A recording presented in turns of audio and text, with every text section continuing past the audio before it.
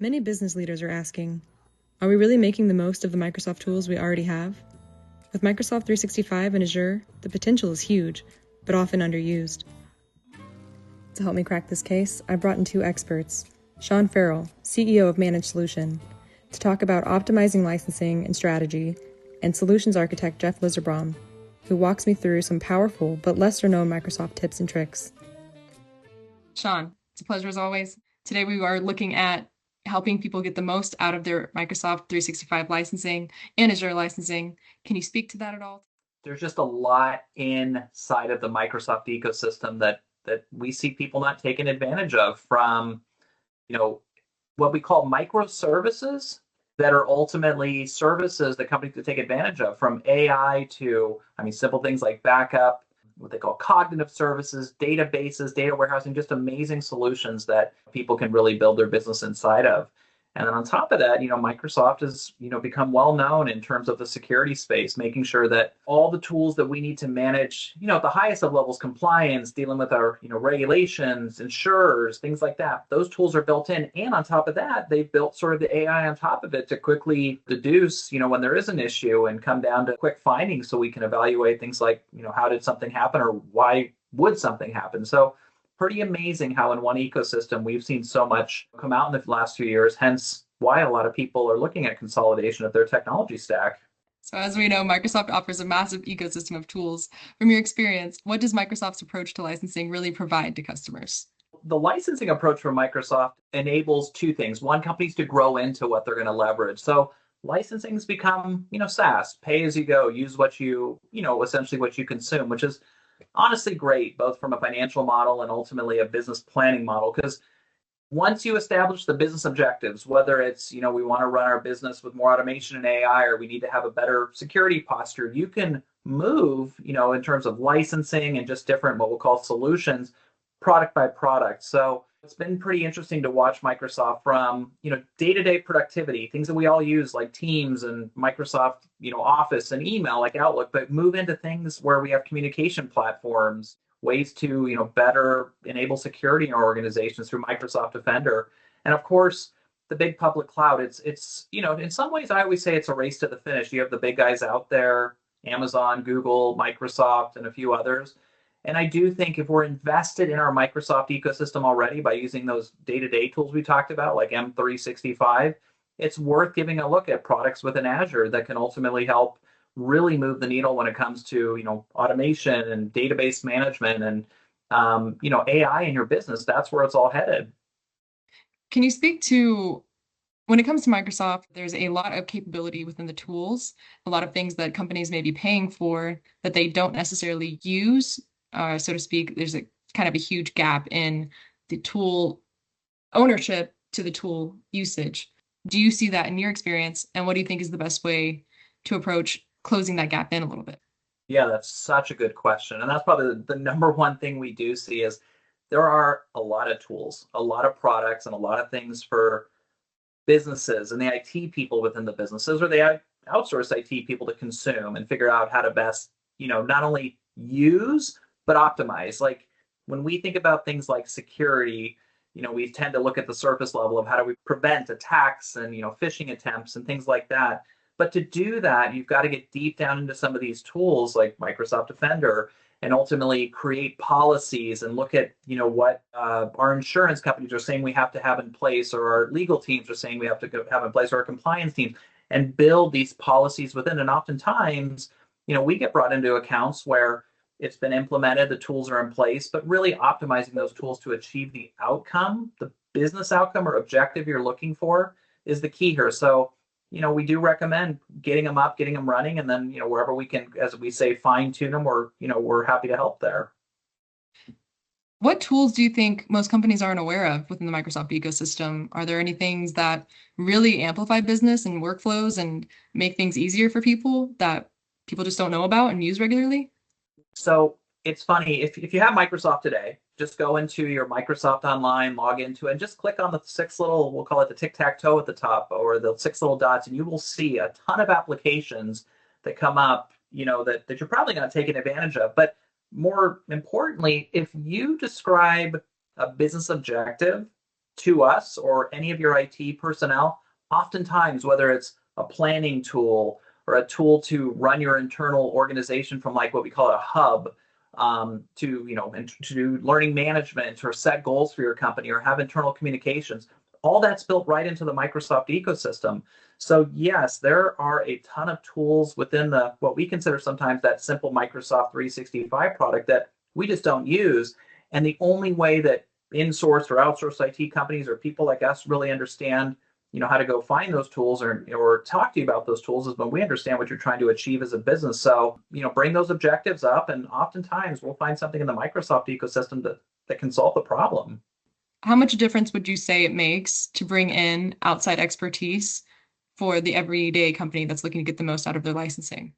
In IT and technology in general, over time, we've had expertise that have been very good at their craft in specific areas of technology. I think a lot of the outsourcing or bringing in consulting from the outside, a lot of what we're trying to do is provide advisory services. Whether we do the work or we don't, we can at least help, sort of with that road mapping, that what are we not taking advantage of that we could, the total cost of ownership conversation. Those are the things that outside companies can do. And the flip of that is yeah, sometimes those core expertise in a certain subject or a certain tool that you may not have on staff internally, the question becomes, do we hire an internal or do we not? But a lot of the times, once those projects, those initiatives are out of the way, it may not make sense to hire internally. So outside consultants, architects, engineering, things like that, managed service providers, they may be the way to go. Thank you so much, Sean, for giving us a closer look at maximizing Microsoft licensing. You're welcome. Sean provided some great insights into the overarching things that businesses need to consider when striving to optimize their software licensing strategy. But I wanted to get a closer look at some of those lesser-known tools and features in Microsoft that we discussed. That's where Solutions Architect Jeff Lizerbaum came in. Jeff, thank you so much for meeting me here today. I understand that you have some important news for the case. Absolutely, Inspector Gadget. I have critical information to share about how you can be very productive in a popular program that everyone pretty much uses. Maybe I can show an example of that. This is Outlook, right? What I love about Outlook is there's a few things in the new Outlook that I don't know if many people know how to do just yet. One thing that really helps is delaying sending an email. And, because April Fool's was just behind us, and sometimes people kind of try to make jokes on April Fool's, and I'm trying to send Irvin a message here. But you know what? Some people get sensitive. And when I send something, I want to make sure that I may want to have a delay on it before it actually gets sent.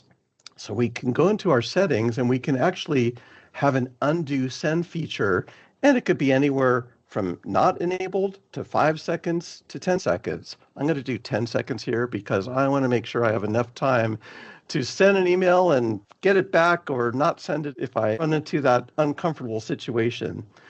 So that's kind of a nice feature. Another thing that I really like about the new Outlook is being able to schedule a message to go out. And maybe it's late in the day and I need to send a message to someone, but I don't really want to send it right now because it might get buried in their mailbox.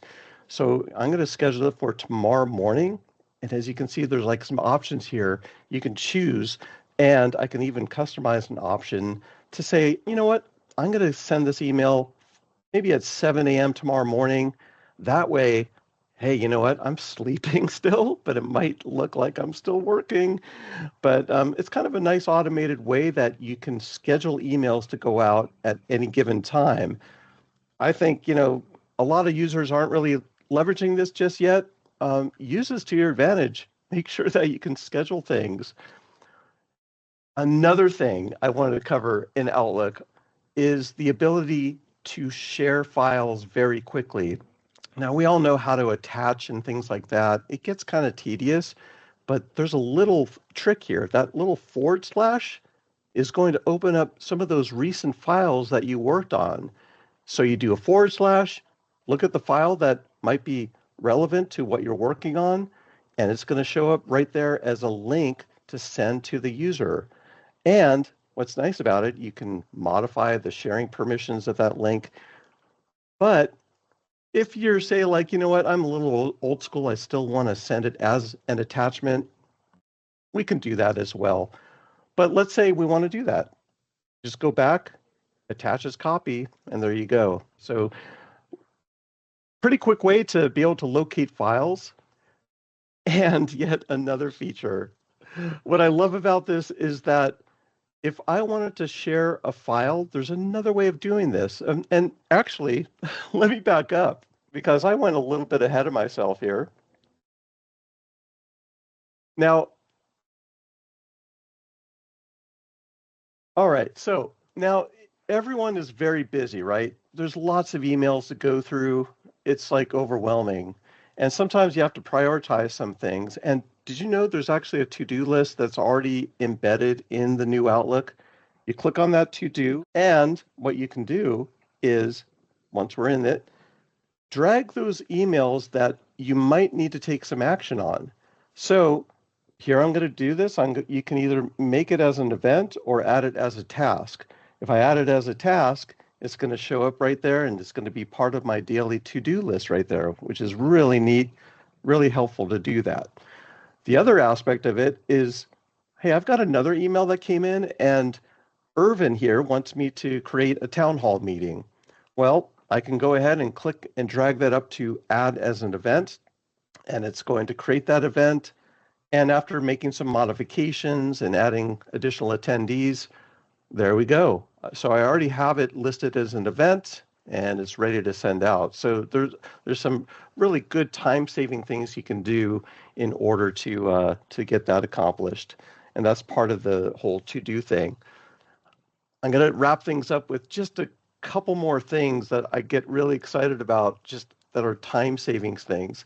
If I wanted to get access to a shared mailbox, on the old Outlook, it was a little tedious. Here, you just click on the three buttons, and if a mailbox has been shared to you, simply put in that address there, go ahead and select it from the address list, and boom, it shows up in that left pane. And assuming you do have access to it, you should be able to modify things. And you know what? I see something that came in here. I'm going to click and drag it right over to my to-do list. Looks like a new task I needed to get done there. And really kind of that's it. Those were some of the things that I wanted to show users that are leveraging Outlook today, making sure that they can do what they need to do quickly, efficiently. Thank you, Jeff. That was absolutely fascinating. I think we're onto something here. Thank you so much, Inspector Gadget.